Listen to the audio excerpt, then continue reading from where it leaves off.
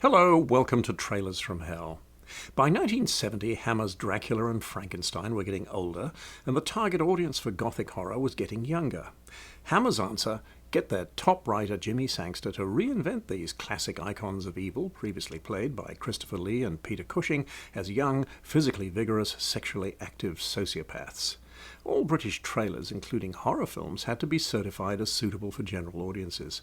So my brief, when assigned Sangster's horror of Frankenstein, was suggest lots of menace, sex and violence, but get it past the censor.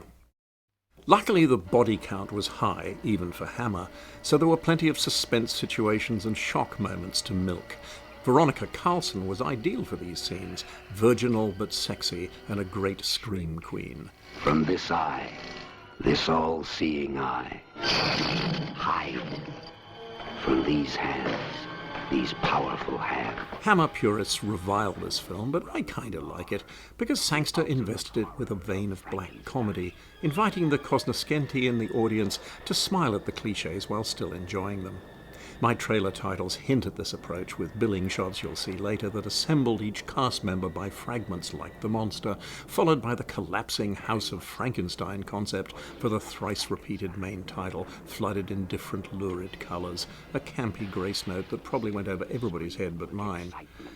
Ralph Bates plays Frankenstein as an egocentric upper-class psycho. Sangster was against his casting initially, but came to appreciate Bates' dry delivery of his dialogue and cast him in all 3 films he eventually directed. In truth, though, Bates doesn't have the gravitas a Frankenstein needs. Sangster's sense of humour, both verbal and visual, like the monster's disembodied hand coming to life with a 2-fingered gesture, in America it's 1 finger, caused some critics to label it Carry On Frankenstein, but I prefer to see it as a late Victorian comedy of murders.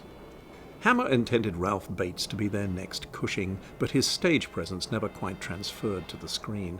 Kate O'Mara's cleavage provokes the remark, "You've put on weight in a couple of places." Veronica Carlson deserved a bigger career, but her Hammer roles typecast her. It is Dennis Price as the grave robber who steals the movie, evoking his standout performance in the Ealing comedy classic Kind Hearts and Coronets. Peter Cushing said in an interview that 15 years after he starred in the first Hammer Frankenstein, the notion of transplant surgery ceased to be science fiction and became a reality. Across 7 Frankenstein films, Hammer had to keep coming up with new ways to design the monster. This time, bigger is better, I guess. They chose tall, muscular bodybuilder David Prowse and gave him a fake prosthetic cranium. He went on to play Darth Vader in Star Wars, with James Earl Jones supplying the voice. Today's trailers need to be a lot faster than this one, full of visual overlay during dialogue. But purple prose evoking what you cannot show, and a measured pace was the style for horror back then.